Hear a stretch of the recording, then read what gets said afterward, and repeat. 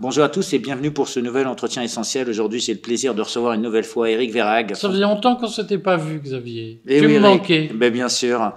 Donc, fondateur oui. du Courrier des Stratèges, on entend parler de toi partout. Tu Moi, écris j'espère des dans les articles. bons endroits quand même, parce que Tu écris des articles qui sont de plus en plus lus sur la politique, sur l'économie, sur l'Ukraine, sur les élections. Et on est dans l'entre-deux-tours des élections législatives et je voulais m'entretenir avec toi de ton point de vue sur qu'est-ce qui s'est passé dimanche dernier et surtout qu'est-ce qui va se passer dimanche prochain. Alors, attends, j'ai pas pris ma boule de cristal pour te dire les résultats, mais de ce que je vois quand même. Donc c'est Irma Verhaeghe aujourd'hui. Irma Verhaeghe. Et en fait, personne ne sait. En réalité, alors, il y a beaucoup d'hypothèses, notamment des hypothèses qui circulent dans la presse, puisque nous en émettons. J'ai lu sous la plume de l'excellent Marc Andevelde dans la Tribune des hypothèses qui sont d'ailleurs très complémentaires de ce qu'on dit. Donc il y a aujourd'hui beaucoup de questions qui se posent et qui interrogent toutes la stratégie et la solidité, la robustesse, si j'ose dire, de la stratégie d'Emmanuel Macron et de sa vision.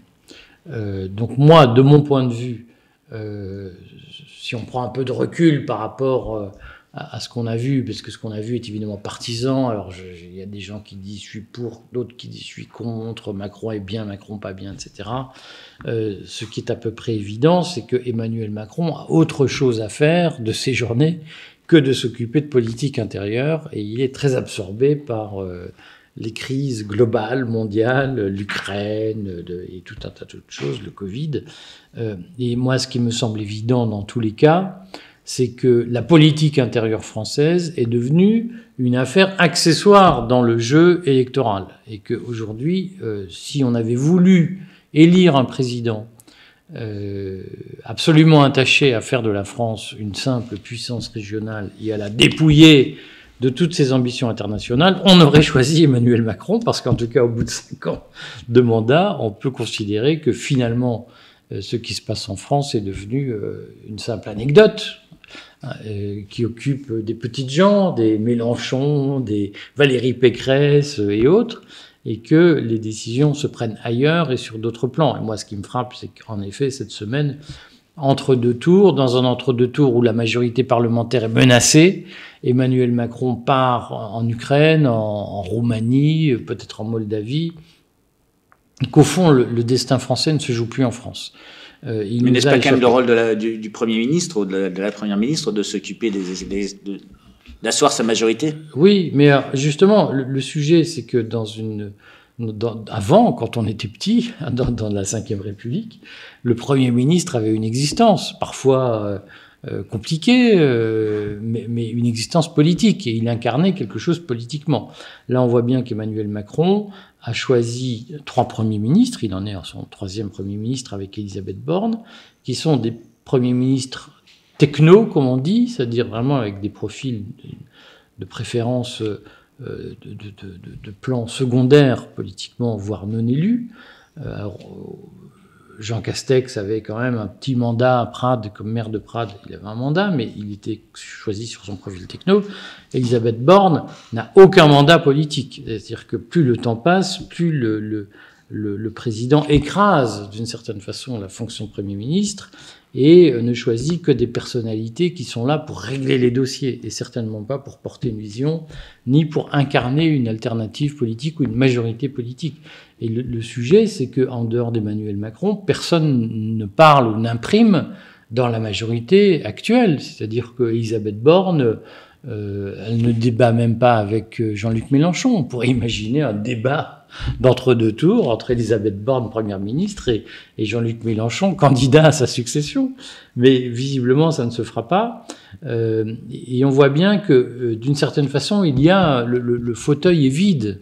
Donc le rôle de Premier ministre aujourd'hui continue d'être le rôle qu'avait décrit Nicolas Sarkozy de collaborateur numéro 1. Oui, et je pense que Emmanuel Macron a continué, mais comme à de nombreux égards François Hollande, mais dans une proportion beaucoup mieux assumée, a continué l'hyper-présidentialisation du régime, et que donc il écrase les autres, il cannibalise sa majorité, il cannibalise le parlementarisme lui-même, ce qui est un jeu très dangereux parce qu'en réalité il se met en première ligne et il susciterait une détestation moindre s'il déléguait un peu plus.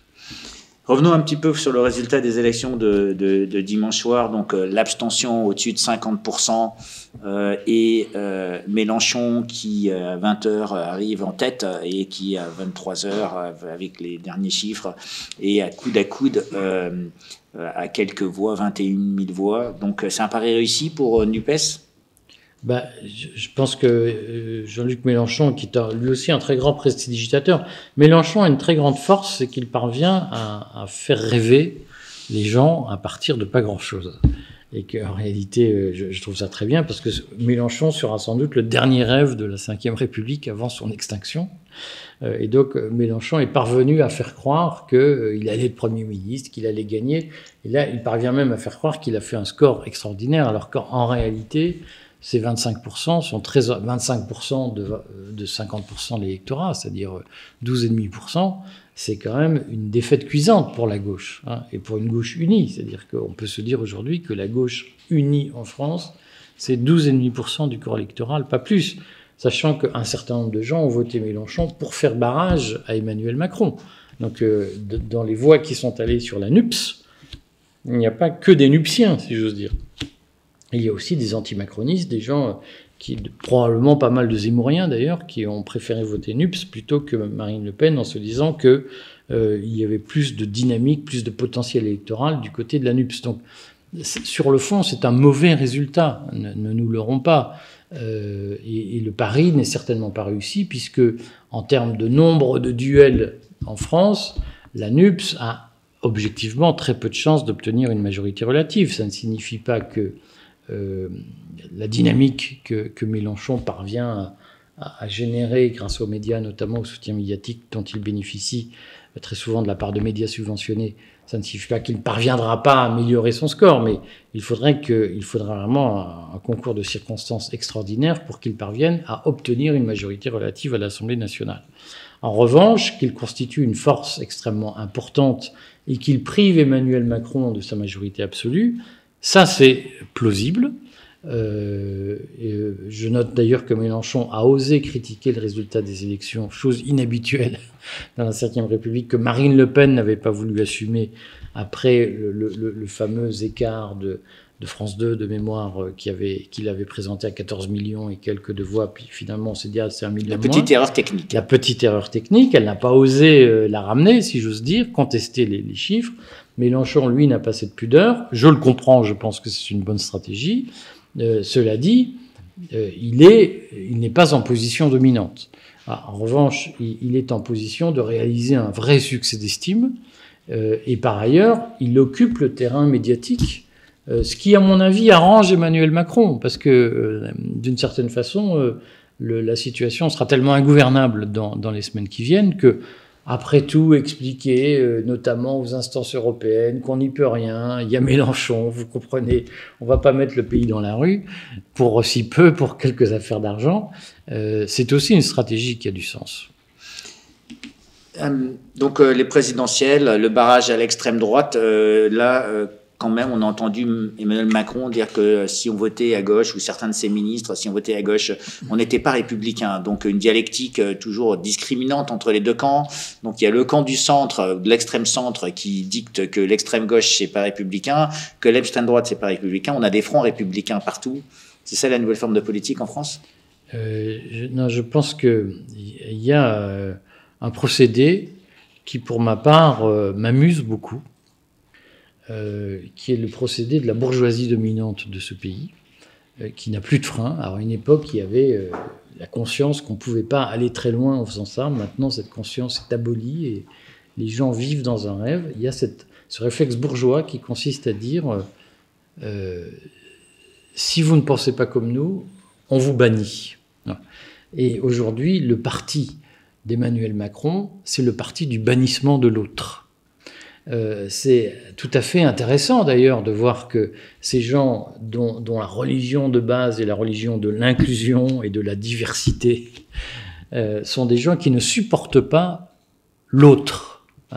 On pourrait d'ailleurs aller très loin, puisque Paul Ricoeur, dont Macron a prétendu à une époque qu'il avait été l'assistant, Paul Ricoeur fait partie de ces mouvements philosophiques qui ont pensé l'autre dans la foulée d'Emmanuel Lévinas, toute une culture philosophique qui pensait l'un et l'autre. En réalité, Macron est l'homme qui déteste ce qui n'est pas lui. Et il incarne cette classe sociale qui déteste ce qui ne lui ressemble pas. Et je crois que c'est une rupture historique fondamentale parce que cette tension, ce rejet de l'autre, il a toujours existé dans la pensée en France. Simplement, à une époque, il y avait des contre-pouvoirs qui faisaient qu'on disait « oui, mais si on veut faire société », je déteste ces expressions, si on veut faire société, il faut inclure l'autre. À l'époque, c'était spontané. Aujourd'hui, plus on parle d'inclusion, plus on pratique l'exclusion et le bannissement. Et je pense que c'est ce qu'il peut arriver de mieux à ce régime. Tu le sais, Xavier, je suis pour une disparition de la Ve République. Et je suis pour un renouvellement complet des élites de ce pays. Je pense que ce pays ne redeviendra grand que lorsqu'il aura purgé le radiateur, lorsqu'il aura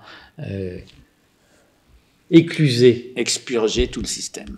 En tout cas, ceux qui sont les plus nuisibles.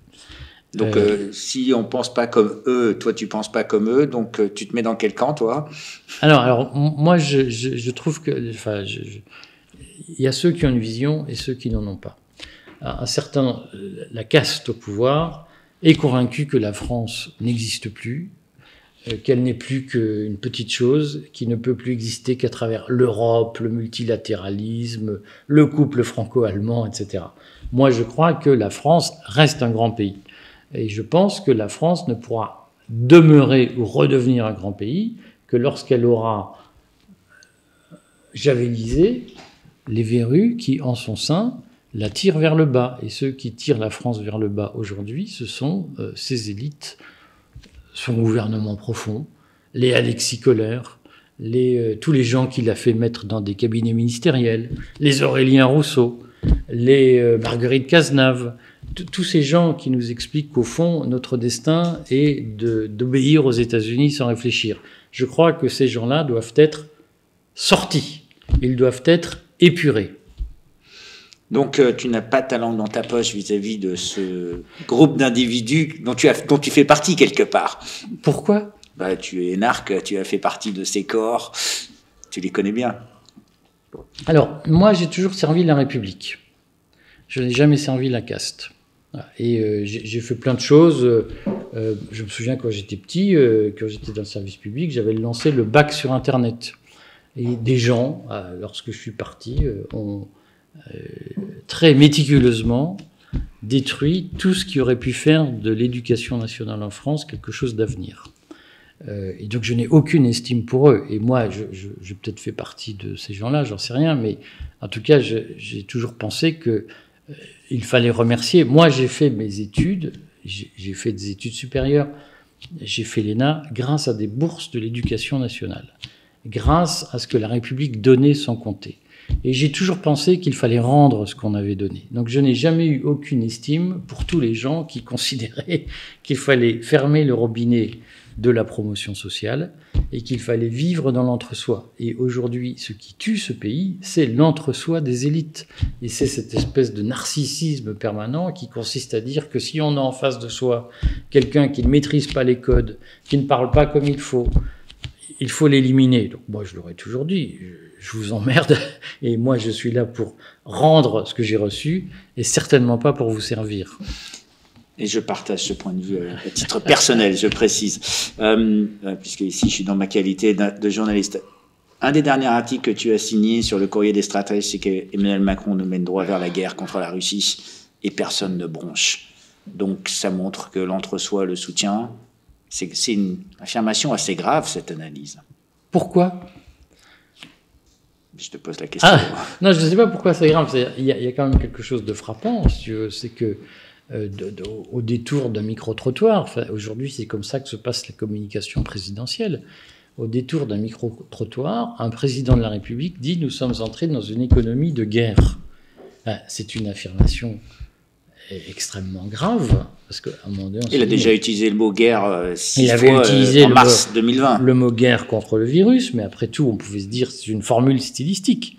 Mais l'économie de guerre, avec éventuellement une réforme du droit de propriété permettant des confiscations, ce sont des affirmations d'une gravité inouïe.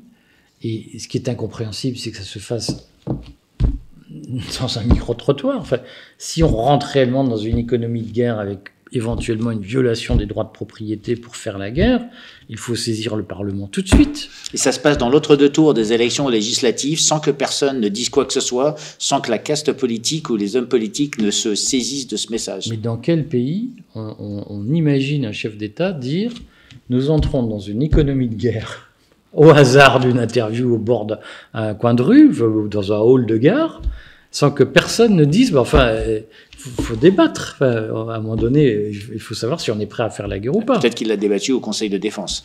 Voilà, c'est-à-dire là aussi dans une opacité complète. Mais jusqu'à preuve du contraire, il y a un Parlement qui est fait pour ça. Alors certes, on est en renouvellement de mandat, mais il est inouï que ce que devraient être les contre-pouvoirs en démocratie soit anesthésié au point de ne pas relever que le président de la République annonce une entrée en guerre, de fait, hein, sans que personne ne réagisse. Enfin, c'est absolument ahurissant. C'est vrai que c'est surprenant.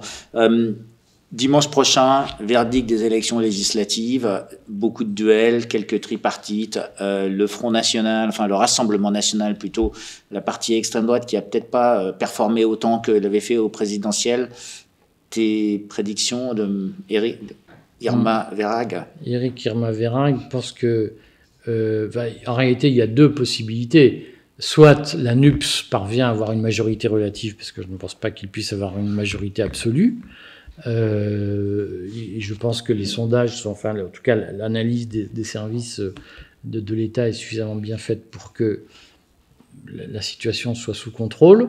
Donc, je ne pense pas que Mélenchon aura une majorité absolue. Je pense qu'il aura potentiellement une majorité relative et que c'est le scénario qui a la préférence d'Emmanuel Macron parce que ça le délivre de faire le sale boulot vis-à-vis de Bruxelles. Voilà, je pense qu'il a vécu le traumatisme de la réforme des retraites qui a duré 3 ans et qui finalement n'a abouti à rien. Réforme des retraites, gilets jaunes, voilà, etc. Je pense qu'il a vécu, il a mangé suffisamment de pain noir pour ne pas avoir envie de recommencer et que finalement une victoire de Mélenchon lui permet de ne plus s'occuper de politique intérieure et de gérer les crises globales et de plastronner sur les photos internationales. Donc moi, je pense que c'est plutôt vers ça. Donc soit la NUPS a une majorité relative, soit c'est la République En Marche qui a une majorité relative, auquel cas, comme si j'en crois la presse, comme Sarkozy le dit, ce sera l'occasion de phagocyter ce qui reste de la droite parlementaire, ou de la droite de gouvernement, comme on dit, et de la faire disparaître. Dans la pratique, je pense que pour les 5 ans à venir, il n'y aura plus vraiment de politique intérieure. Il y aura des rideaux de fumée. Donc rien ne va se passer dans les 5 prochaines années? En dehors de quelques décisions, on va voir. Tout le monde, évidemment, en réalité, là aussi, je trouve que c'est extrêmement révélateur. Depuis plusieurs mois, les vraies questions des gens, celles qui les intéressent, c'est est-ce qu'on va devoir se faire vacciner ou pas? Est-ce que nos enfants vont être vaccinés ou pas?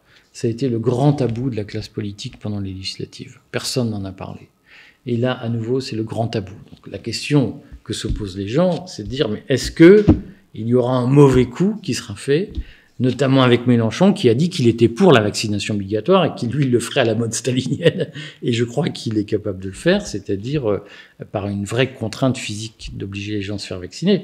C'est ça la vraie question. Et il est particulièrement révélateur qu'aujourd'hui, le discours politique ne réponde plus aux questions que les gens se posent réellement dans la vie de tous les jours. Et ce serait pour ça qu'il y aura un si élevé taux d'abstention, d'après toi? Ah oui, je pense qu'en réalité, les gens ne vont plus voter parce qu'ils se disent de toute façon que le vote ne sert plus à régler les problèmes importants. Dans le vote, on s'occupe de ce qui se passe sur la scène de théâtre, mais ils ont tous retenu la leçon de Luigi Pirandello. Je vais faire un peu le pédant quand même. C'est qu'ils voient bien que tous nos députés sont des personnages en quête d'auteur et qu'ils sont sur scène, mais il n'y a plus vraiment de scénario, plus vraiment de dialogue, il n'y a plus de pièces écrites et chacun se dit mais qu'est-ce que je fais là? Et ça, on sait tous où ça nous mènera. C'est-à-dire que tôt ou tard, très heureusement, la démocratie représentative sera balayée et remplacée par une vraie démocratie directe, mais ça prend un peu de temps. Et pourtant, la France n'est quand même pas un malade imaginaire, si jamais on peut utiliser notre image. Je suis arrivé en France en 86, et c'était pas le même pays. À l'époque, ça marchait. Et à l'époque, c'était bien, et les Français, ils étaient contents de vivre en France. Aujourd'hui, c'est un autre pays, hein. C'est plus le même.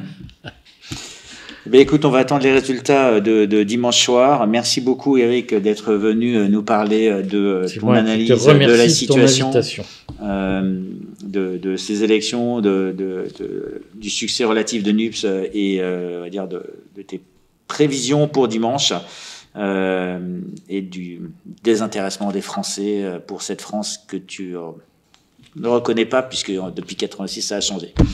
Merci beaucoup. C'est le bon temps.